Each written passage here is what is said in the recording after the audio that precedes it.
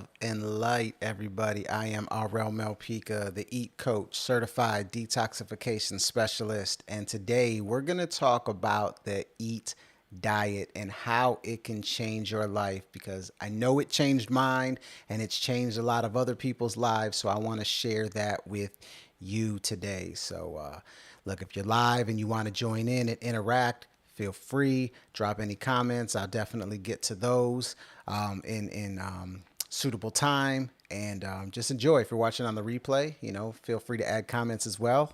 And I'll get back to those. So we're going to talk the EAT philosophy. This is the philosophy that I've based my book on. This is the philosophy that I've applied and utilized in my life and had tremendous results, including healing eczema, healing irritable bowel syndrome, healing chronic headaches, losing over 30 pounds, right? And being able to maintain it, right? And just feeling younger, feeling better, feeling alive instead of feeling like I'm on this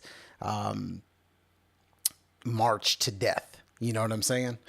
So we're going to dive into what it means, what it stands for, and how you can apply this into your life and ultimately feel better, and be the best version of yourself. All right. So if any of this resonates with you, make sure you give me some thumbs up, so we can get this out to as many people as possible. We want to share the light. That's what I talk about, sharing the light. All right.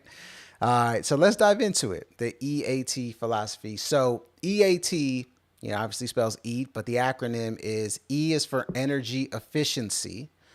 The A is for avoiding acid-forming foods, and the T is for reducing toxicity, right?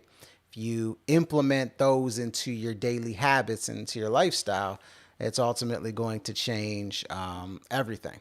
You know what I'm saying? It's going to change the way you think. It's going to change the way you act. It's going to change you physically. It's going to change you emotionally. It's going to change you spiritually. It's going to ultimately change your entire energy field, per se. So what you need to do is just start to apply these things incrementally and watch how fast your life can actually change. So we're going to dive into it. So let's pull up. I want to pull this up real quick. All right. So when I talk about energy efficiency, okay, a lot of people don't quite understand this aspect of it. And it makes sense because when you think about food, diet, lifestyle, health, fitness, energy usually isn't something that's brought up all the time, right? When we think of energy, we think of losing energy and being drained of energy. Like that's how we look at energy. We don't look at it in the electromagnetic sense of what energy truly is. With our diets, we don't really look at the energy in the food. And the only way we actually look and have been taught to look at energy in food is from a caloric standpoint, from calories. But see, calories and energy really have no connection to electromagnetic energy. All right. If you look at how calories are actually measured, you'll see that it's basically a measurement of the heat and how long it takes to actually break down the water in the actual food. And that's what measures calories, right? And I'm summarizing that, obviously, but it is not a direct connection to what electromagnetic energy is. But your food does have electromagnetic energy. It comes from the earth. The earth is electric, right? And when I'm talking about food, I'm talking about the foods that come from nature. Those foods have electromagnetic energy, right? The moment we start to cook food, that energy starts to dissipate at a severe rate. And that's where energy efficiency truly comes into place because we are all born with a finite amount of vital electromagnetic energy. And that energy allows our body to operate and ultimately go through the different processes that it has to, the autonomic processes that our body has to do, like breathing, like digesting, like having a bowel movement, like, urinating, all these different things, like things we don't even think about, producing hormones, and whatnot, like all these different, eliminating waste, all these different things that our body does that we don't, it's not like we stand in front of a control panel and push this button and it does it. These things just happen, but they take vital energy, electromagnetic energy to actually happen. So, how does that correlate with you? How does that actually impact you and your day to day, and why you might be in a certain space and not another, why you might be dealing with a certain ailment or sickness or disease and not another, right? The reason is because the more energy your body has as its at its disposal, the more healing can occur, because your body is a self-healing organism. To keep that as simple as possible, just look at when you cut yourself. What does your body do? Your body ultimately heals that cut, right?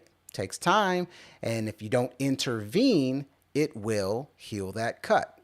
Well, that cut, that example is no different than anything else you go through. Anything else. Your body will ultimately heal as long as there's no intervention, because when there's intervention, then your body has multiple tasks to do besides healing that specific situation. All right. Remember, the body is always going to look to keep you in balance, always keep you alive, always looking to help the organism, which is you, survive. All right. So when we're talking about energy efficiency, we want to be able to maintain the most amount of vital energy that we possibly can.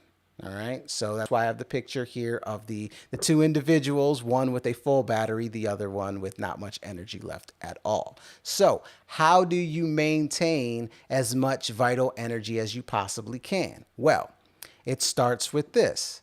The number one energy drain on your body is digestion. I'm going to say that again for the people in the back. The number one energy drain on your body is digestion. So we know that we ultimately have to eat to live. So you're probably saying, well, if we have to eat to live and it's the number one energy drain, shit, we're killing ourselves just by eating. Well, that's where the design comes into place, because our bodies have been designed to thrive with certain types of foods. And that pretty much goes into the, is broken down by how fast our body can digest these foods. Okay. So if you look at this chart, in particular, you got your fast digesting foods, water, which if you're drinking pure water, there's no digestion, right? Water, when we drink water, it's basically a diluent, right? The solution to pollution is dilution. Shout out to Lauren Ferris. All right. That is her saying, and it is so true. It dilutes the acids within your body and helps move things. That's what water is for. There's no digestion involved. Now, if you're adding lemon to your water or infusing it with stuff, or you're drinking, who knows, all the different types of iterations of water they have out there now, there might be some digestion because it's not pure water. But if you're drinking pure water, then there's not going to be little, if any, digestion involved. All right. You got fruit juices, very fast digesting. Fruit, and most vegetables are pretty fast if you're eating them raw. Okay. Now, once you start cooking, then you start adding elements to that food, that vegetable, whatever you're cooking. So then that digestion time goes it takes a little bit longer. All right. And then you get to your grains, beans, dense vegetable proteins. Those are very dehydrating foods. Those take a little bit longer to digest. And then you get to your meats, which take even longer, and then your processed foods, which isn't on this particular graphic, but your processed foods, which aren't real food at all, those are going to take the longest. Now, the kicker is that most people are eating a combination of these foods. And if you see on the bottom there, improperly combined foods, right? When you start to eat a combination of these foods, let's say you're eating fruit. Let's not even use fruit. Let's isolate fruit, because most people eat fruit by itself. Some people eat it with other stuff, but let's say you're eating, some vegetables with some rice and maybe some chicken. You know what I mean?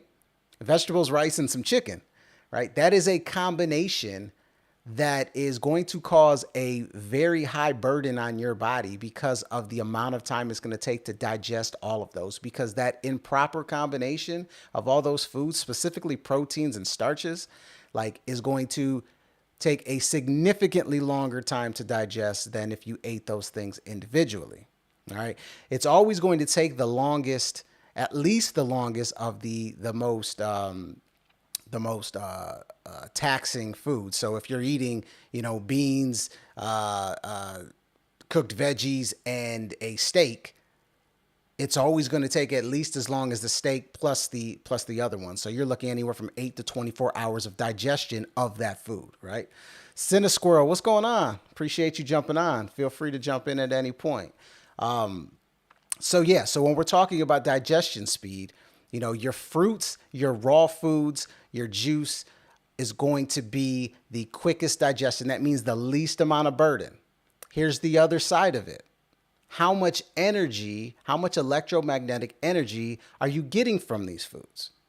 All right. Fruit is the most electromagnetic food on the planet. They measure that by angstroms. Okay. By far, raw fruit, the most electromagnetic energy. And if you think about it, it makes sense. What is fruit? It's the expression of the plant. The fruit ultimately receives all the elements of the universe when it is created, right? You're getting the earth, you're getting the air, you're getting fire, you're getting the ether, right? You're getting, what's the last one I'm thinking of? Water, obviously. All of them. You know what I'm saying? So you're getting the most electromagnetic energy from those foods. So think about it. If you're getting the most electromagnetic energy from fruits and they take the quickest amount of time to digest, then you have a surplus of electromagnetic energy. That is energy efficiency. That provides the body so much vital energy to heal the body because it has the extra energy in surplus. And as you look back at this graph here, as you start to go down even further with the higher digestion times, guess what? The amount of electromagnetic energy is less and less as well. When you start cooking your food, the amount of electromagnetic energy depletes significantly. A raw tomato has somewhere around 8,000 to 9,000 angstroms of electromagnetic energy. The moment that it's cooked, it drops to like 2,000 or 3,000, right? That right there is going to impact the amount of energy that your body stores in order to heal and do some of the autonomic processes that it needs to do. So that is the concept of energy efficiency. Eat foods with high energy, okay? Eat foods with high electromagnetic energy, low burden on the body. Then you have a surplus. It is your body's profit and loss system. All right. And it ties right into the next aspect of the E.A.T diet.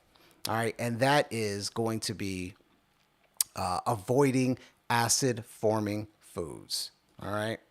So look, the body is electric. All right. If the body is electric, then you should feed it alkaline, electric nutrition. Electricity. Dr. Sebi said it. Dr. Robert Morse says it. R.L. Malpica saying it. I mean, it is what it is. An alkaline body is a terrain that will thrive. All right. Once we understand that aspect of it, then it'll be much easier for us to understand why we get sick and why we're healing. All right. If you look at the pH spectrum, all right. So this is, and not to get super technical and super, diving into chemistry and all that stuff. I'm trying to make this as basic and easy as possible, right? Like avoiding acid forming foods. This is why it's in trouble. So this is why it's important. So our blood is at about a 7.4 pH. That means it is slightly alkaline. Okay.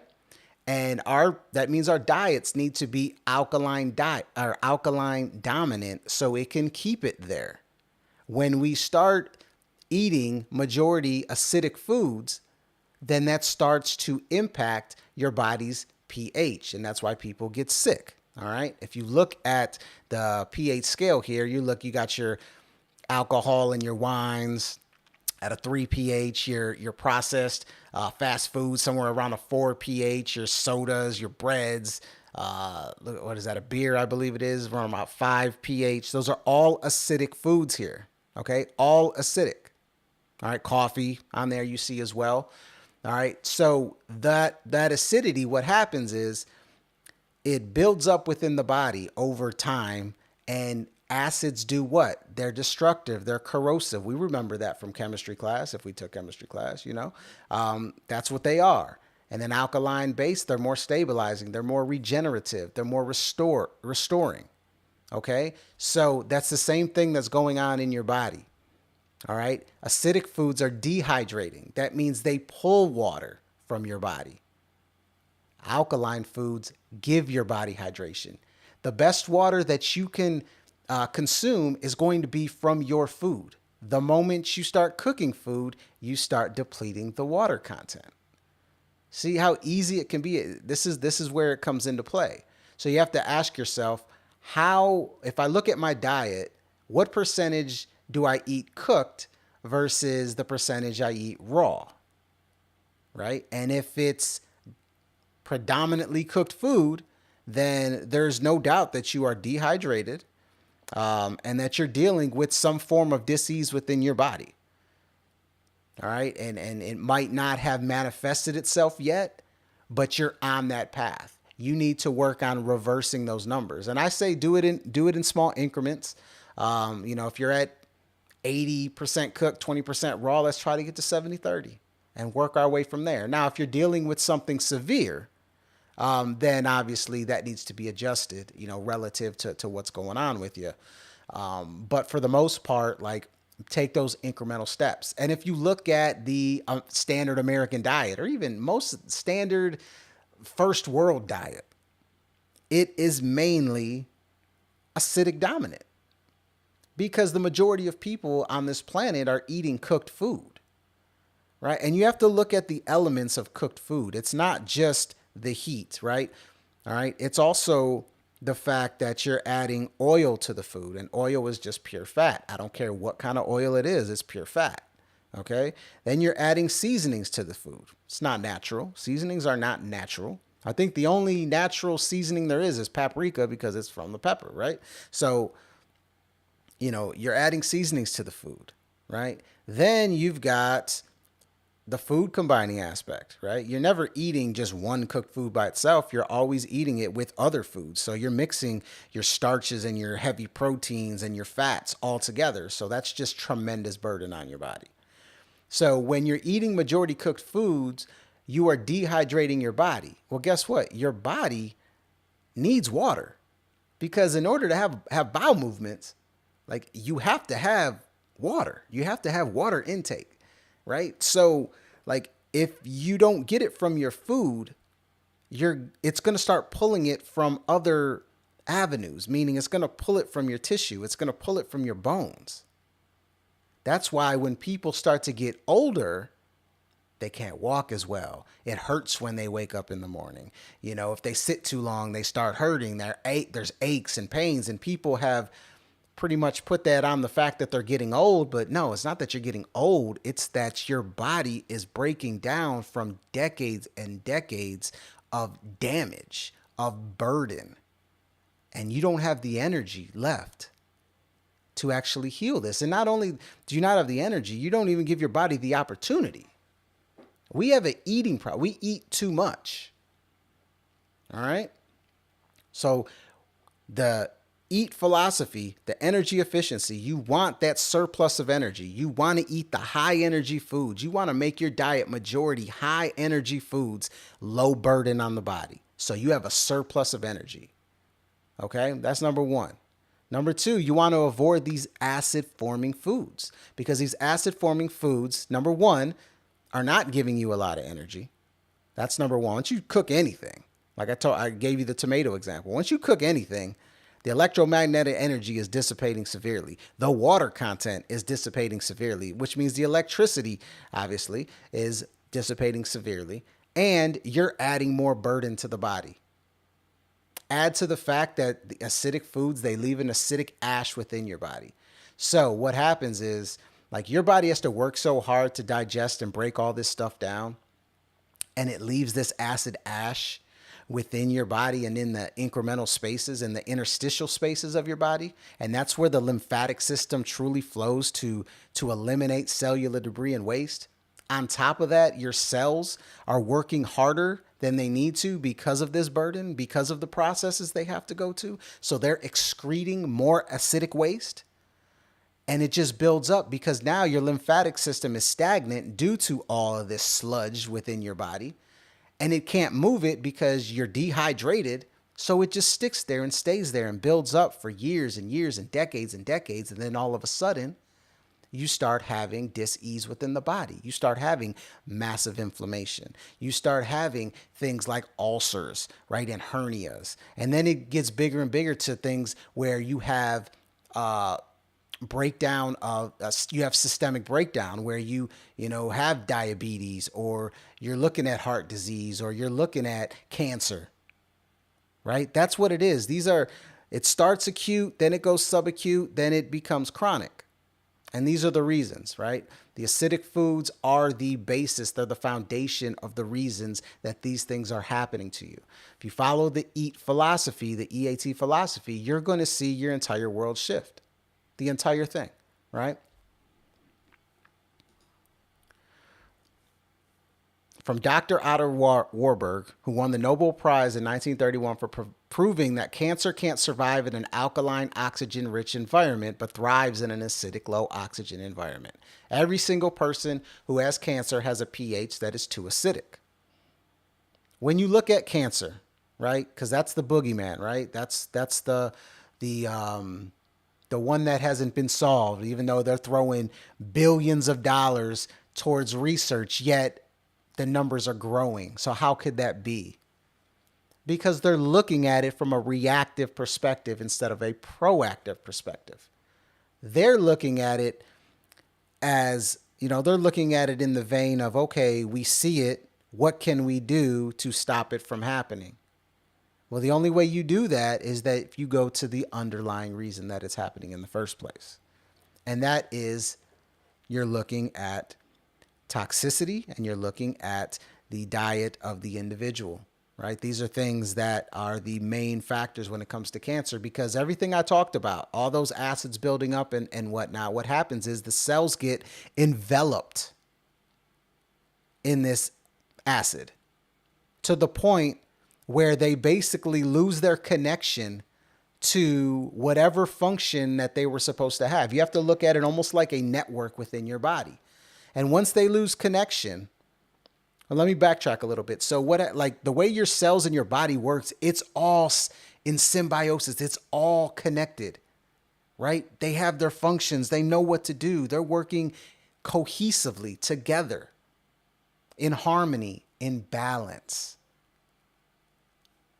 But due to lifestyle habits, bad dietary habits, these cells get enveloped in acid and corrosion, and they lose that connection. They lose that electric connection, and they go rogue. Now, all of a sudden, you have mutated cells within your body. So what does your body do? Because your body is only trying to help you survive. They were going to group those cells together in a little package, in a tumor, for the hopes that you get your shit together. You start providing the surplus of energy you need. You start eating the high electric foods, so then it can remove that tumor over time. Because it doesn't want those enveloped, mutated cells to mess with the other cells that are working within the network. Right? Those enveloped cells that are enveloped in the acid in that acidic environment are grouped together and put in this little cocoon, this little tumor, or sometimes big tumor, for the hopes that you can get rid of it. So for elimination, that is a healing process. But we The medical community does not look at it like that. And look, that's the way they do things, and that's completely fine. But when we're talking about the EAT philosophy, we're talking about natural health, we're talking about natural hygiene, this is what's truly happening inside your body. This is the terrain aspect of what's going on inside the body. It says it right here. Cancer cannot exist in an alkaline, oxygen-rich environment. Can't survive.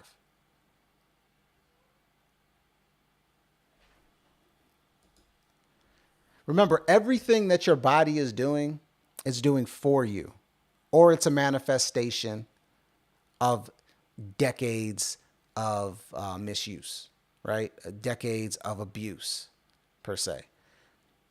Everything that's happening, from the runny nose to the headaches to the inflammation to the ulcer, is either your body trying to heal or repair or clean, or it's a manifestation of systemic breakdown of some sorts. All right. So then the T, what does the T stand for? The T stands for reducing toxicity. Reducing toxicity, okay? So what does that mean? Well, we live in a very toxic world, unfortunately. And a lot of these things we can't control, but we have to be able to control our controllables. So what is what do I mean by toxic world? Well, let's talk about your environment first and foremost. The air that we breathe, can't control it, right? But we live in a very industrial type society. Now, some of us are lucky enough to not live in an industrial type of society, but you got to breathe in the pollution of the vehicles and planes and all these different things, not to mention power lines. The amount of electricity that that society has right now is just tremendous. You got a phone on you at all times. You got wireless Bluetooth, ear pods in, right? You got all these different things, not to mention the chemicals that they're putting on the food. Then you add in the soaps that we use, the hair coloring, the cleaners that we use in our house. All of it matters. Okay. All of it matters. These are toxic things. These are toxic products. It's toxic chemistry that we are consuming, whether we're consuming it topically through our skin or we're breathing it in, whatever the case may be. It is toxic. So how do you reduce toxicity? Well, you got to control your controllables. Can you control the air that you breathe? No, not really. That's, hey, unfortunately, that's something that none of us have the power to actually control, right? But you can control the cleaners that you use, right? There are plenty of natural cleaners that you can use that have much less burden on your body than, buying just bleach. You know what I'm saying? Or Mr. Clean or something like that. Soaps, right? Use a natural soap, or don't use soap at all. We'll get to that in a second. But don't use Zest. Don't use something mass produced from some corporation who's putting who knows what into that stuff. Like if you read the ingredients and you have no idea what that stuff is, then you shouldn't be putting it on your body. I mean, that is directly on your body, that is being consumed, that is being absorbed by your body into your body. Those are chemicals that your body has to work to eliminate. Remember, energy efficiency. Do you want your body to worry about the soap that you're putting on your body? Or do you want your body to worry about healing some of the damage you've done from eating too many fucking Big Macs? All right. So we got to be smart with this. All right. Deodorants. If you're using an antiperspirant, I want you to think about that concept for a second. What is your body doing when it's sweating? It's detoxing. It is getting rid of what? What does not serve it. It is getting rid of waste when you sweat. All right? It's getting rid of waste. All right? When you use antiperspirant, which is anti-perspiring, it does not want you to sweat. It is causing your body, it is blocking the pores so you do not sweat. Where's that waste going? Staying in the body. And when do we sweat? We sweat when we do what? When we move. When we move excessively. And when we move excessively, what is our body creating? Lactic acid. Well, that acid's got to go somewhere, guys. And if it doesn't, and if it isn't excreted, if it is not removed from the body, it builds up and accumulates within the body. So think about that. All right. Deodorants. What's in your deodorants? All those different things. All right. Shampoos, toothpaste. Are you using fluoride? Right. Fluoride isn't absolute poison. And I know your dentist will say, oh, it's an incremental amount. You use it twice a day. You should be using it twice a day. At least twice a day. You use it. Think about that. Think about those things. That is what I'm talking about when I say reduce toxicity. These are important things when it comes to your health, your sovereignty, your family's health. All right, now back to the soap, and I'll get a little personal here. So I stopped using soap about a year ago. I think it was about a year ago. Might be longer. I have trouble keeping track of this stuff. It's been a minute. You know what I'm saying? I can't exactly say when it is, but it's been a minute. But yeah, I have not used soap in a very, very long time. Then here's the kicker. All right, so people are probably like, man, you probably stink. I got you, right? And there are moments when I'm a little stinky, but then I take a shower and I rinse it off and I smell fine. The kicker is that your smells, and I'm talking all smells here, are just a product of what's going on internally. All right? You eat a clean, alkaline-based diet, a natural diet, a majority natural diet at the least, you'll notice that those smells don't occur anymore. And I'm talking all smells. I'm talking bowel movement smells. I'm talking urination smells. I'm talking gases. And I'm talking, sweating, those things. Like, you're not going to smell like you think you're going to smell when you start to switch and change your diet, because everything that's coming out of you is a manifestation, is a reflection of what's going on inside of you. So that's why I can not use soap and not smell. You feel what I'm saying? So once you understand that, I mean, look, I think about the amount of burden that I've taken off of my body because I don't utilize soap. I don't put those chemicals on my body. My body is not absorbing those chemicals anymore. So I just relieve my body of a tremendous amount of energy. That's how we have to start looking at things. And if you, have any questions on which direction to go, look, my wife is amazing on finding natural stuff and transitional stuff to help you get to where you are. Just reach out to me and I will definitely help you with that. We've got tons of recommendations when it comes to products from every type of soap you can think of. I have a family member that makes soap, pure, clean, natural soaps, right? If you're not ready to just give up soap altogether. All right. So yeah, reach out to me for that. But all of that matters. All of that is toxicity. Electricity is toxic. Like, I got 2 lights on me right now. That's toxicity. That is a small form of radiation. It might be non-ionizing, but it's still radiation that I'm exposed to. The light bulb right above my head, I'm exposed to that. Being in front of this computer, on this microphone, with this camera is exposure. Now, control what you can control. Right? I have to weigh out, well, I need to spread this light out to my people. So I'm going to take that hit because it's for the greater good. It's for the betterment of society, humanity, and for the betterment of me, to be ultimately honest. Right?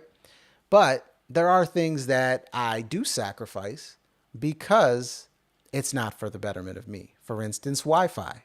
We don't have Wi-Fi at our house. Like, we have it, we can turn it on if need be, but it is turned off, and we hardwire everything through the walls because we don't want to live in a cosmic soup. We don't want to live in a toxic environment because it affects everything. And some people might say, man, that small amount of this, that, and the other, that doesn't mean anything. Well, when you add that to everything else we're talking about, it does mean something. And if we're talking about every single day, it does mean something. What's up, Heather? What's up, Christine? Appreciate you guys jumping on. It matters. If you're using wireless Bluetooth earpods, that matters. The next time, and I know nobody does this, but this is the simplest and the easiest way to confirm what I'm saying. The next time you buy a new phone, or even if you have the little policy booklet or disclosure booklet that comes with your phone, look inside of it and read it. It tells you straight up that you should not put your phone up to your ear. It said you should have your phone a specific amount of distance from your ear. Well, why would Apple say that? Or why would Samsung say that if there weren't an issue there? What do you use probably more than anything? It's your phone. So there's no reason to have any form of electronic to your ear, not to mention a Bluetooth electronic that's not wired, because guess what? That has to connect. That means that is exerting an exponential amount of energy. Now, exponential relative to everyday normal life. You know, it's not like it's some nuclear type of connection, but it is an exponential amount of energy from your ear to that device right next to your head. And people wonder why so many kids and people have these cognitive issues. Now, there's another reason for that, which I'm not going to mention. I mentioned it in my last live and I didn't get in trouble, so maybe I'm okay. But I think you know what I'm talking about. A certain type of, yeah, you know what I'm talking about. But when we're talking toxicity, that's what I mean. Medicine is toxic. Why is medicine toxic? Because look, it's chemical, it's petrochemicals, right? It is toxic for your body. Plain and simple. Now, the medical system in place wants to treat and alleviate the pain that you're going through. That is kind of the business, right? That is that's the selling point. But what is it doing on the back end? You're plugging in one hole and you're opening up another. You feel what I'm saying? So reducing toxicity, can you eliminate everything? No, you can't. But you can look at your life and see, okay, where can I reduce some of this toxicity? Right? Things that we're using everyday products have an effect on our body. Neurologically, it has effect on us for sure. But remember, everything that is toxic that we're absorbing and that we're breathing and whatnot, like our body has to work extra hard utilizing that vital energy. Let me get back to that first slide, right? That is draining our battery. And guess what happens? We end up in our 60s or 70s, and now we have these chronic issues that our body doesn't have enough battery left, enough vital energy left to heal. That's what happens. And look, some of us are born with a bigger battery pack than others, and that's through genetics and disposition. So the problem is that we don't know. We don't come into this world knowing what our battery pack is. We don't know what our number could be. That's why we got to take extra precaution. And it's also why somebody who has a very healthy lifestyle could die at 69. And then somebody who fucking smokes and drinks and parties all the time and whatnot lives to 83. It comes back to the vital energy. It comes back to the electromagnetic energy. It comes back to disposition, genetics. And also the emotional aspect. Stress. And that's a big piece of the toxicity piece in the E.A.T philosophy that I want to touch on as well. Because I talked about environmental things, making sure that, you know, your environment is reduced of as much toxicity as possible. But from an emotional standpoint, it's just as important. Meaning, what's the company you keep? Are the people around you for the betterment of you, or are they for the detriment of you? And I'm talking everybody. I'm talking family. I'm talking friends. And I'm talking relationships, partners, spouses. It all matters. Look, if you are on a path, on a journey to become the best version of yourself, and you're with someone who is very content with where they are and feels a little bit neglected and a little bit bitter to the fact that you're trying to be better, then you got some you got some questions you need to ask to yourself, right? That's toxic. Anyone that wants to hold you down, bring you down, doesn't want you to become the best version of yourself is toxic. If you have friends that are not in alignment with where your life and your world is going, then they no longer bring value to your life. That is toxic. It's time to cut that cord. Same thing with family. Look, there's blood family and there's spiritual family. Okay? Blood family, yeah, you share DNA. Spiritual family, you share energy.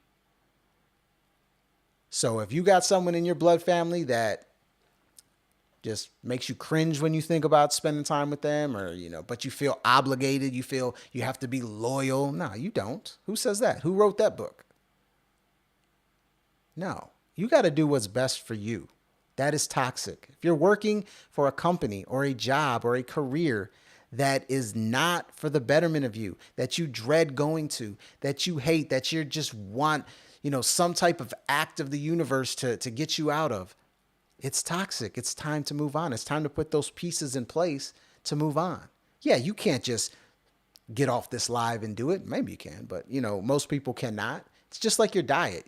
You don't need to just switch tomorrow to a 100% fruitarian diet. Like, that's not reasonable. You got to take the steps. You got to transition. You got to put the plan in place. And the E.A.T philosophy is a great guideline and baseline for you to do that. Because if you start asking those questions in everything you do, from your diet to your lifestyle, you'll start to notice things and you'll start to make those changes. That change could be, instead of drinking coffee this morning, I'm just going to drink water, or instead of having 2 eggs, some toast, and some avocado, I'm going to skip breakfast today. You know what I'm saying? Because look, energy efficiency, right? That's why fasting is so powerful, because you don't have the digestive burden. You fast for 3 days and your body goes through this autophagy and all these different things, and you start cleaning yourself out because you have so much stored up energy that your body's not utilizing constantly to digest. See how it all lines up? That's why energy efficiency is so imperative to your health. I hope that makes sense to everybody. You feel what I'm saying? Let's see. Heather says, I don't use wireless headphones because of you. I appreciate that. And as you see, I don't and never will. Yeah, I mean, and look, it's not like this. There's no burden with what I'm doing right now. Of course, it's electric. There's going to be some form of burden, but the difference is dramatic. You got to do the best you can do. You got to control your controllables. You know what I'm saying? You have to control your controllables, because it all matters at the end of the day. It all matters.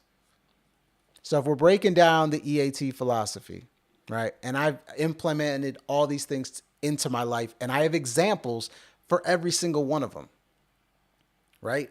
I talked about at the beginning all the things that I was able to cure, not alleviate. You know what I'm saying? Cure.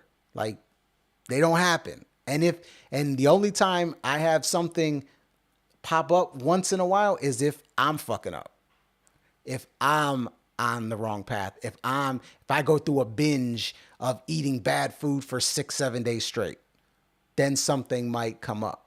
But when I eat clean, when I'm on an alkaline dominant diet, majority fruit-based diet, 85% raw, nothing. So I'm living proof to that. Avoiding the acid-forming foods. I gave up meat, 8.5 years ago. Gave up alcohol a little bit over a year ago. I'm trying to think what other. Gave up coffee a few years ago. Eat a small amount, like I said, 15 to 20% cooked food, and I'm trying to reduce that even more. Like, avoid the acid forming foods and you feel better. Like, I remember I used to have allergies. People still tell me all the time, yeah, I got allergies, man, blah, blah, blah, blah, blah. You know, not understanding what allergies is because the allopathic community, the medical community looks at allergies as, just something that happens, right? Something that certain people deal with. They're allergic to certain things. Well, look, we all come from the same physiology.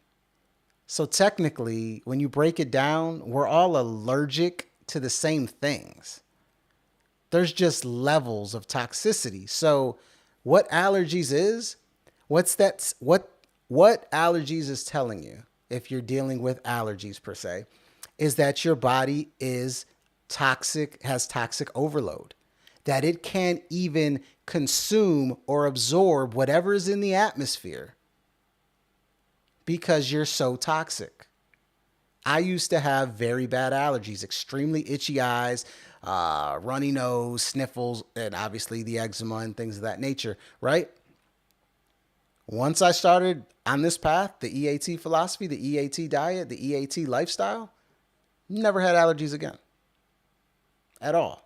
My daughter, my youngest daughter, is on this philosophy. And her entire, or I can't say her entire life, she's been a vegetarian her entire life. But as far as like really diving into the raw foods for, let's say, probably the past 4 years, never had an allergy in her life at all. It's crazy what happens when you make the changes. Yes, there's toxic plants out there, pollen, things of that nature. Yeah, but when you're cleaning your body and you have a clean environment, you can absorb that and be totally fine. That's why people who they get, I get a lot of responses about, man, what about the pesticides and the toxic elements and chemicals that they put on the fruits and the vegetables and stuff. Yeah, that matters. But when you handle the other shit and your body's clean, guess what? Your body can handle that. It's when you don't have the vital energy because you're eating 3 meals a day that are all cooked and that are all just terrible for you. You don't have the energy to deal with some pesticide on a fucking green pepper. You know what I'm saying? A bell pepper, I should say. Green bell pepper. You know what I meant. But yeah, that's really what it comes down to. Toxic overload. So this energy efficiency, when we talk about the E.A.T philosophy, the energy efficiency, what that allows your body to do is hold and store up a surplus of energy so it can clean house, it can keep you clean, keep your environment clean. And if need be, it could conjure up some healing events to help do some heavy pushing and heavy cleaning if need be, right? And just put you on the forefront of a healthy life versus always playing from behind. Because if you don't have the energy, then there's not much cleaning going on. That means there's not much healing going on. So what happens is these things build up and build up and build up, and you start skipping those acute stages of sickness, the colds and the, once in a while a flu or a fever or something like that, and jumping to the subacute stuff like the inflammations and pneumonia and things of that nature, even ulcers, stuff like that, the deeper stuff. Or it skips that altogether and goes straight to the chronic stuff, the stuff that is very hard to heal. Possible. Definitely possible. Definitely doable. It's, there's records of this everywhere. Testimonials of this. I've talked to many people who have. But much harder to do. You know what I'm saying? So energy efficient, extremely important. Energy efficiency, extremely important because we're electrical beings. We want as much electricity as possible in the foods that we eat. Fruit is the most energy efficient food on the planet. If I want to go even deeper in detail, melons are the most energy efficient food on the planet. Why? Because melons are full of so much water. They digest roughly 30 minutes, sometimes an hour. And obviously they're giving you tons of electricity. So That's why you're only supposed to eat melons by themselves. People talk about getting melon belly, or they talk about their stomach hurting after they eat melons. It's mostly because they're eating melons with something else. You cannot eat melons with anything else because they digest so fast. If they stick in your stomach, it's going to cause an issue because they're fermenting. They ferment so fast in your stomach that it causes issues. But melons are the most energy efficient food on the planet. I kind of go back and forth on melons because number one, it's hard to find really good ones, especially here in America. But when they are good, especially the summertime, like that's usually what I break my fast with, a melon. I start there. It's going to be quick. It's going to hydrate me from an extreme standpoint. And then I move on to some other fruits and foods after that. But melons are by far the most energy efficient food on the planet, bar none, because of how fast they digest. But like I said, the caveat, you got to eat them by themselves. All right. So that's the energy efficiency aspect. If you have any questions on the energy efficiency or the acid forming foods or the toxicity, because I know a lot of people ask me about, well, what about acidic fruits, right? Like oranges, right? Strawberries, acidic fruits. What about those? Well, the thing is, while they are acidic by nature, when we eat them, our body has the enzymes to ultimately make them alkaline forming within the body. Goes back to the design. That's how we have been designed. This is why, man, it's a beautiful thing when you truly look at it and understand it, how we are designed. And when you start to see that connection, man, and it just starts to connect with everything. So many people nowadays deal with mental health issues. Energy efficiency is a huge reason why. If you don't have the vital energy, you're going to deal with you're going to have a lot of compensating factors going on from a chemical standpoint in your body. Like if your adrenal glands and your endocrine system has to work so hard to just go through everyday processes, it's not going to be able to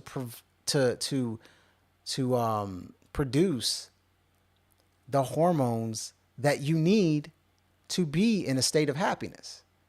Not to mention the insecure and physical aspects that cause us to be stressed out.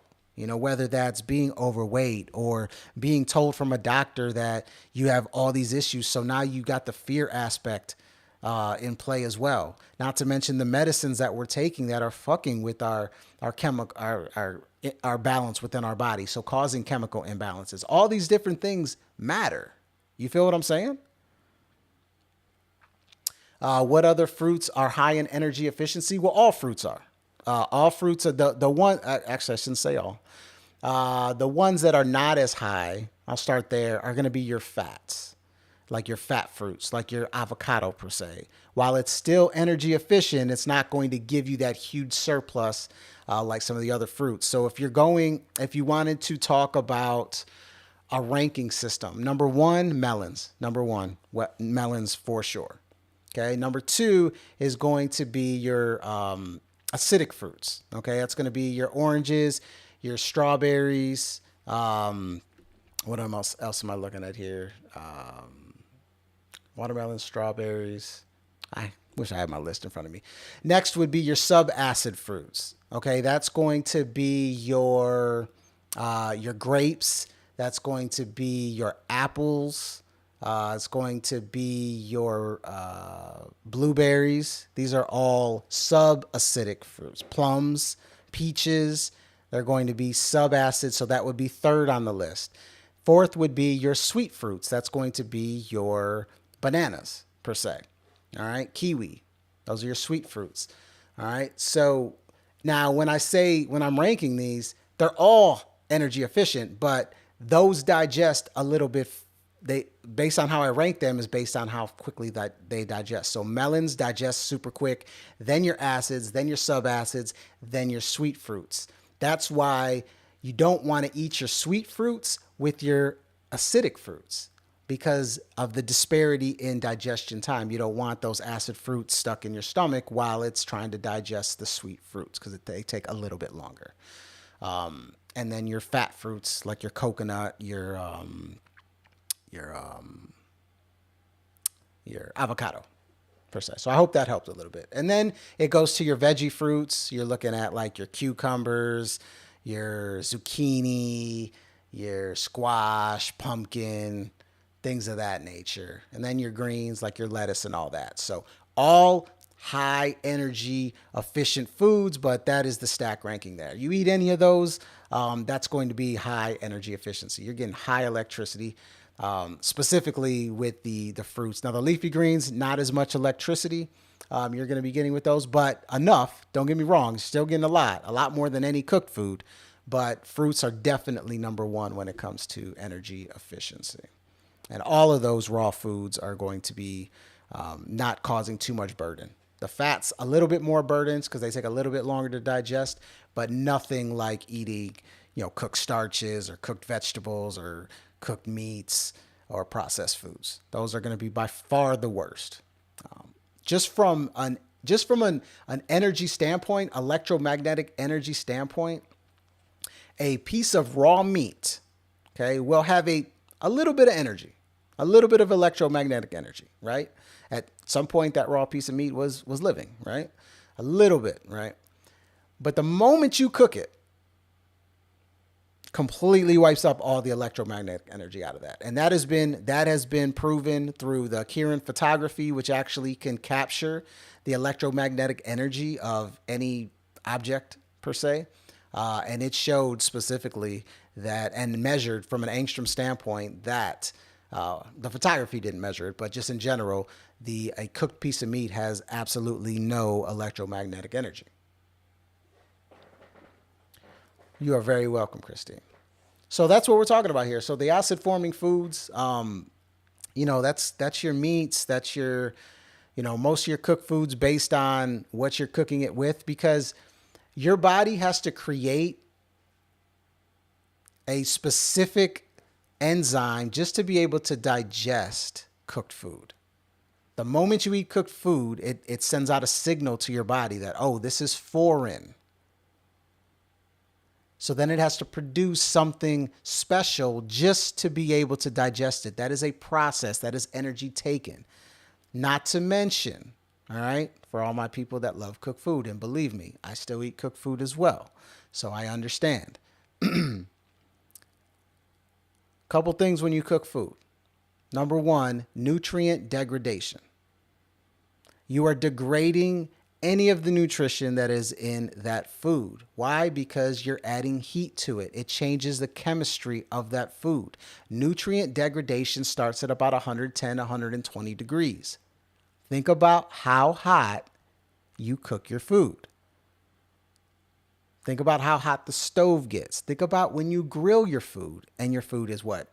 We're talking, 400 to 600 degrees? Or baking at anywhere from 350 to 500. That's what I'm talking about here. Foreign, it ends up being foreign to your body. You lose the nutrition. Also, when you cook food, what does it do? It dehydrates the food. It pulls the water. Heat takes the water from the food. That's why a raw tomato is extremely healthy, extremely energy efficient, and great for you. As soon as you cook that tomato, changes the whole chemistry of that fruit. And now it is no longer nearly as good for you as it was when you ate it raw. All right. So that's what we're looking at here. Energy efficiency, avoid acid forming foods, and reduce toxicity. These are things that you can apply to your life. Look, a lot of this that I'm talking about, I shouldn't say a lot of it, a high portion of what I'm talking about is actually in my book, Detox Yourself, which if you pre-ordered, they're going to be shipped very soon. And if you haven't pre-ordered, don't worry, there's a link in the description. You can get it right now from Amazon and whatnot. Now, all my pre-orders, you'll get a signed copy as well as the exclusive Behind the Book podcast that dives deeper into the book and into the concepts of the book, because the book is, while it touches on the EAT philosophy, which I talked about today, it actually really dives into the societal aspect, because that's one of the toughest things, guys. One of the toughest things about transitioning your diet is dealing with a society that is not in alignment with that. Like, just to give you guys some background, like when I do videos on, just talking about meat, meat not being healthy for you, and the reasons meat is not healthy for you, I get bombarded and attacked, and I'm talking personal attacks. You can't even imagine like the amount of vitriol that comes my way when I tell people that, eating meat is probably not healthy for you. Because society's not ready for that yet. I'm trying to spread that light. A lot of other influences are, and naturopaths and things of that nature. But society's not ready for that. And because they're not ready for that, they get angry. It's very similar to talking politics or talking religion. People aren't ready for it. They're still dealing with the cognitive dissonance aspect of it. And, I take it with stride and grace and all these good things with a smile on my face, because I understand it comes with the territory. But it's one of the most difficult parts about doing what I do, and also transitioning to a diet that's for the betterment of me, because the world's not ready for it. I can only imagine what you guys are going through if you're at the first stages of your transition or trying to eat better. Because people, number one, people will look at you side-eyed because they can't do it, and then they look for justification and support and like supporting narratives to make them feel better about the fact that they can't do it. Right. And when I say doing it doesn't mean getting to a certain goal. Doing it means making an effort. It means, like I talked about earlier, like, you know what, I'm going to eat fruit this morning instead of eating waffles. You know what I'm saying? Or I'm going to eat a nice big salad tonight instead of spaghetti. You know what I mean? That's a step. Like, that is you doing it. But a lot of the world's not ready for that yet. And the book dives into a lot of the reasons why. It dives into a lot of the reasons why we look at health the way we do, and can truly help you in your transition in all aspects of life. Because remember, the E.A.T philosophy isn't just about food. It's about your entire environment, your entire energy field. You feel what I'm saying? Yes, planting seeds for sure. For sure. That is the goal here. The goal has always been to spark the minds of others, be a vessel, be a medium in whatever fashion I can be, and do it through my journey. All right. Because I have my struggles. In fact, I'm going to be starting another detox in the next couple weeks. I don't know what kind of detox it's going to be yet. And what I mean by that is I don't know if I'm going to, the length of it or whatnot, but I'm going to put it out there. So if anybody does want to join in on it, I think I'm going to do a 7-day something. It might be a 7-day only eat once a day type of detox. It might be a 7-day, we might do majority grapes or something, or it might be a 7-day just fruitarian. I don't know. I'll come up with something, but we're going to have fun with it for sure. But yeah, you're watching. If you have any questions, those watching in the live right now. Oh, Chakra Harmony's in the house. What's up, Chakra Harmony? Feel free, drop any questions. I'm here for some Q&A. But also, if you're watching on replay, send me a message, reach out to me, comment here, whatever the case may be. And I love the interactive aspects. It's actually my most fun. Like, the most fun for me is doing that. So if you have any questions on the E.A.T philosophy, we can dive deeper into that. But so yeah, I'll leave it to you guys if you guys have anything, and then otherwise I will jump out of here. A key housekeeping note: like, I will be soon. I will have some exclusive stuff That's going to be on my YouTube page. It's going to only be for subscribers. So I'm looking to build that up. If you guys have any ideas of some stuff that you want to see that maybe I haven't done yet, please let me know so I can put that and make it a part of the package. What I'm thinking now is going to be obviously some exclusive lives that are going to be more personal, going to be more one-on-one type things, Q&A, that type of thing for anything and everything, as well as some detoxes. So we'll be able to do detoxes together, so you can have that support and whatnot, and just anything we can think of, right? You'll get videos, but you'll get the videos. Videos will come out first. You'll get to see them before they actually get released, that type of thing. But yeah, for sure.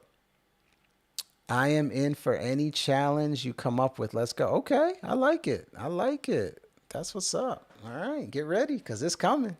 It is coming. I tell you, it is coming. Also, I didn't even have a chance to share this with you guys. So I created a physical version of my ebook, The Natural Reset, A Beginner's Guide to Transforming Your Health. Beautiful color pages, has the journal aspect in it, as well as a food journal to keep track of the foods that you eat. This is going to be going on sale very soon on my website. So be on the lookout for that. It's a great way to start your transition because there's an 8-week plan in there for you, has grocery lists in there for you to help you along the way, not to mention a plethora of information on food combining, how many calories you need to take, some of the detox symptoms and what to expect while you're transitioning your diet. Because here's the kicker, and I didn't really get to touch on this, so I'm gonna touch on it real quick.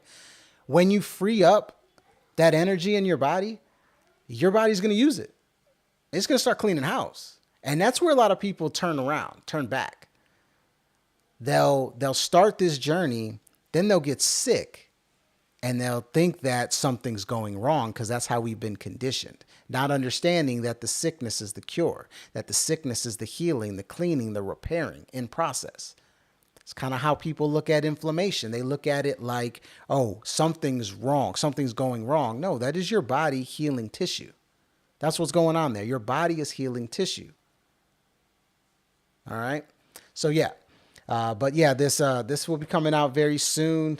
Just putting kind of the final, dotting the I's and crossing the T's and all that good stuff. So yeah, thank you. I appreciate it. All right, guys. So I'm out of here. Peace, love, and light, everybody. I'll be back live next Monday and Wednesday. I'm going to try to do Monday and Wednesday. And remember to make sure that you are checking out my new book, Detox Yourself, releasing January 28th. And if you're watching this after that, it's already released. Available on Amazon or my website. I would prefer you buy it from my website because that helps me out more. But, I understand Amazon Prime, you get it in like 15 minutes and all that good stuff. But yeah, it is coming out soon. Be ready for that. Be on the lookout. All right, guys. I appreciate everybody who's watching live. And I'll be back next time. Thanks, guys. Appreciate it. I'm out of here.